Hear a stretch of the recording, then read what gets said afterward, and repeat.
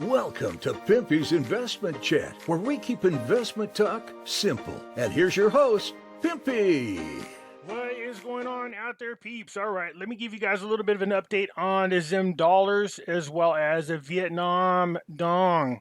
Okay, again, a lot of you guys keep asking me about what is the right Zim dollars. It's these ones right here. See this? They got the ones, the twos, the fours, not the big multi-trillion dollar ones. Those ones have been discontinued. And yes, I know there's a lot of people out there going, Pimpy don't know what he's talking about. These are AA bonds. And they're giving this big wild story about how they have to pay and it's guaranteed and all this stuff. But if you look in the back of those Zim dollars, it tells you must be paid by a specific date. And that date is passed. Those currencies are discontinued.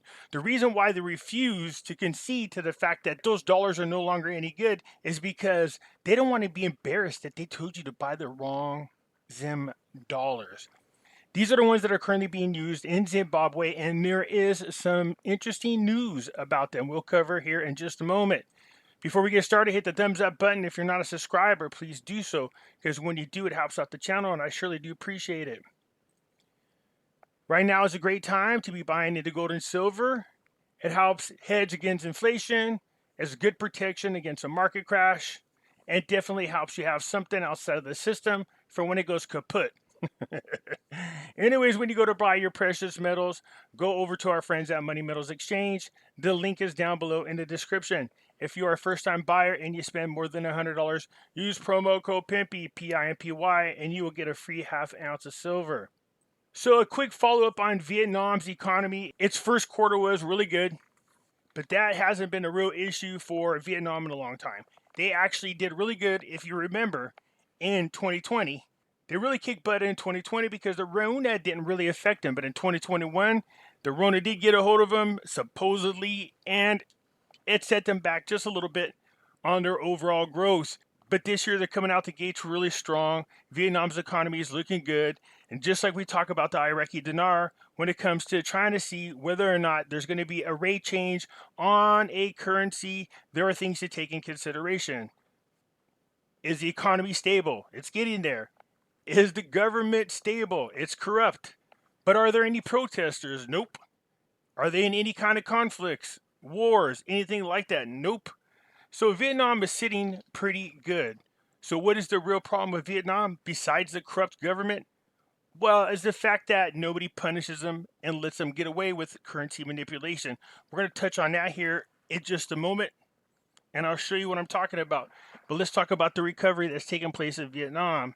Vietnam's economic growth driven by a good recovery of sectors. It says Vietnam's economic growth in the first quarter of the 2022 was consolidated thanks to the solid performances of the export-oriented manufacturing and recovering service sector, according to the Vietnam Macro Monitoring Report recently released by the World Bank. The country's GDP grew by 5.0% year on year in the first quarter of 2022, comparable to the growth rate of Q4 2021. Yet was still 2 percentage points below the pre-pandemic rates.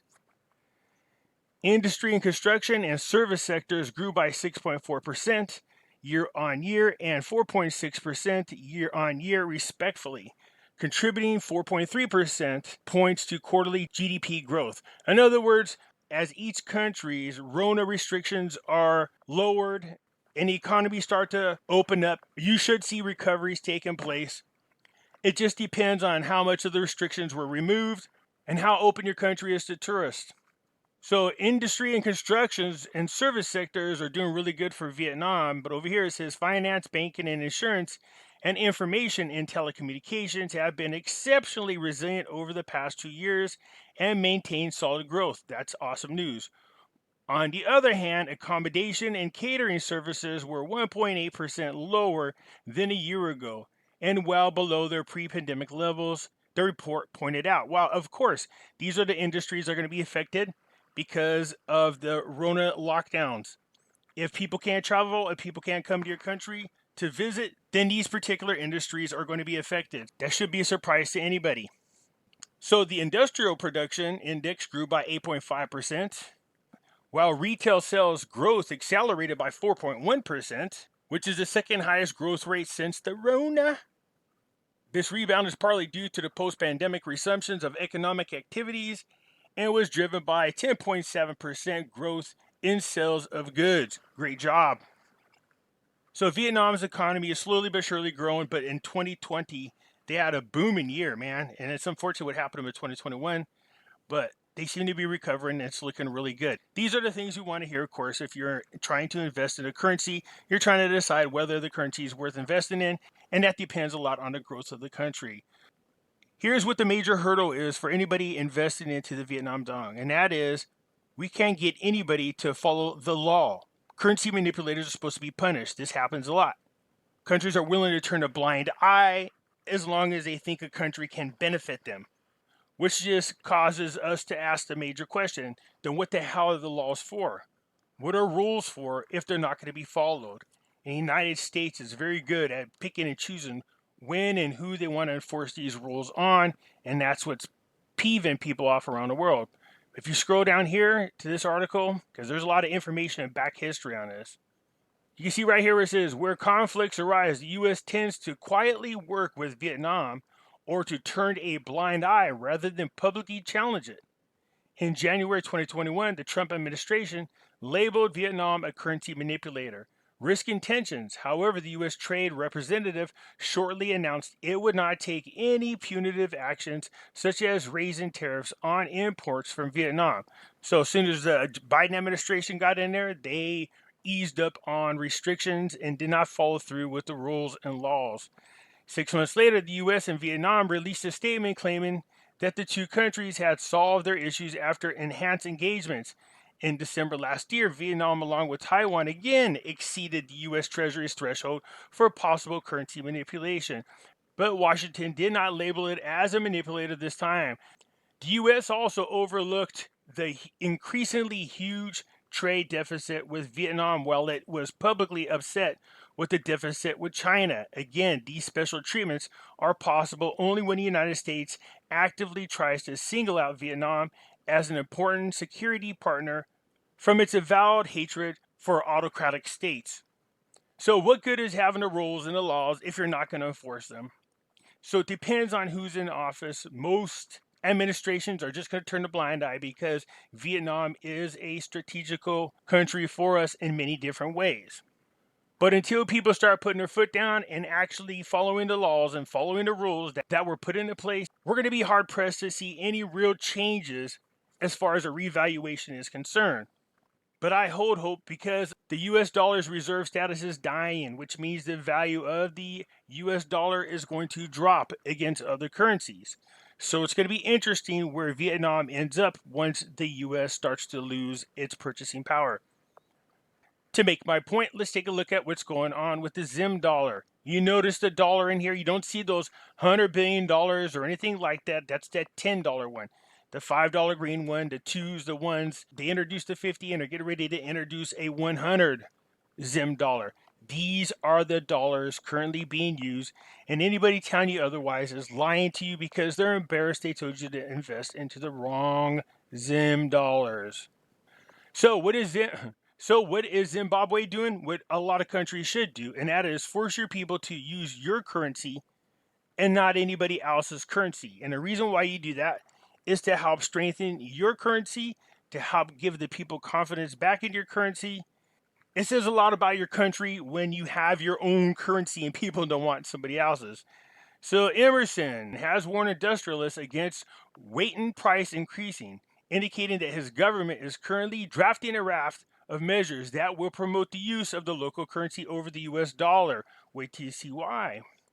Addressing 1,000 of his supporters, the president said the country's currency has been under sustained attacks from Western countries since they imposed sanctions on Zimbabwe at the turn of the millennium, a situation that led to the adoption of multiple currencies after the Zimbabwe dollar had lost value.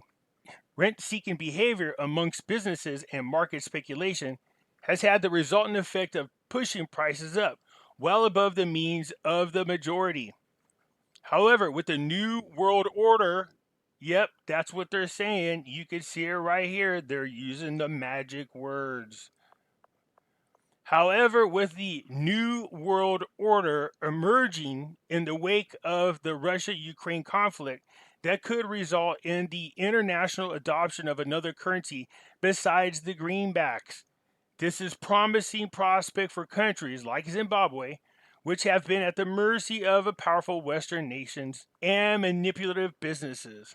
Buoyed by developments in international markets, the president said Zimbabwe is now set to use its local currency as the major medium of trade.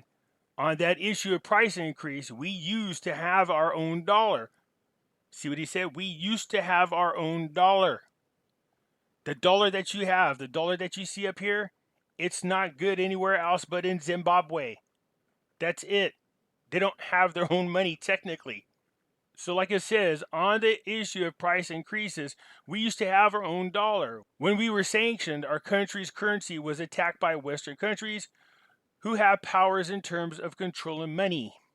I told you countries are tired of the bullying by the Americans. The money lost its value and we adopted the US dollar, which we have since left behind.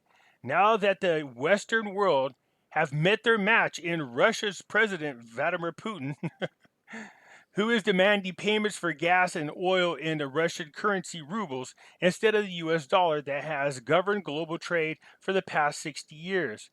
Russia is a big country whose economy affects the world economy.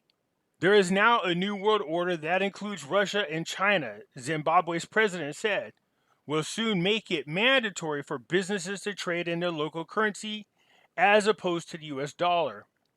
We are saying that our industrialists, such as InScore, that any investors who comes into the country should buy whatever he or she wants, in Zimbabwe dollars. We are putting measures to make sure that we deal once and for all with companies that are manipulating the local currencies. Well, you got to do something about your own corrupt government as well. That'll help. We also have locals who are indiscriminately raising prices, punishing the people, but we are going to put measures that will ensure that our currency will be sought after and that the US dollar doesn't dominate. So some of these countries are taking a cue by what Russia's doing, and now they want to do trade in their own dollars, and they demand that people use their dollars when in their countries, which is a good thing to do. So the government always talks a good talk over there, but then it never seems to fail. It's either just like one person talking a good game, but the rest of the government not falling in line. And there's so much corruption over there. This is why globalists take advantage of countries like Vietnam, Iraq, and Zimbabwe. They know their governments are corrupt, and all you have to do is bribe their officials, and they'll make sure that their currencies stay manipulated so that the labor costs there are cheaper. Not to mention you could buy out their resources from out from under them. So this article just came out a few days ago. We'll keep an eye on this and see if any changes take place. But even the president in Zimbabwe is hip to the fact that the US dollar is dying. And if Russia can get away with saying they want to do trade in their dollars, then they should also follow in suit. And if Zimbabwe does that, it should strengthen our dollar more and it should start to regain value. They got to stop using the US dollar. They got to just enforce strictly using the Zim dollars. And little by little, you'll start to see an increase in value as long as you have the correct currency. Anyways, that's it for now, you guys. Give me a thumbs up. And if you're not a subscriber, please do so. Because when you do, it helps out the channel. And I surely do appreciate it. And I'll catch you later. I'm out.